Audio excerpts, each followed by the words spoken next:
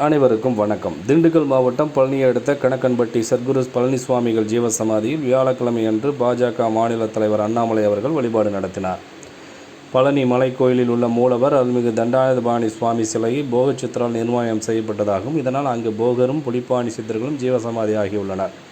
இதைத் தவிர சுவாது சுவாமிகள், மன்னூர் சுவாமிகள், கணக்கன்பட்டி சத்குரு சுவாமிகள், மௌனகிரி சுவாமிகள், சாக்கடை சித்தர் என ஏராளமான சித்தர்களினுடைய ஜீவசமாதி அங்கு உள்ளது.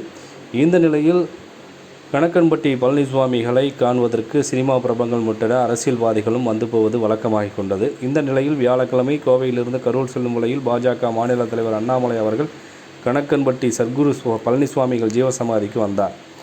அவர் ஜீவசமாதி முன் அமர்ந்து சுமார் 15 நிமிடங்கள் வழிபாடு நடத்தினார். அவருக்கு கோவில் சார்பில் பிரசாதங்கள் வழங்கப்பட்டன. தொடர்ந்து அவர் கரூர் புறப்பட்டு சென்றார். நன்றி. மீண்டும் அடுத்த வீடியோவில் சந்திப்போம்.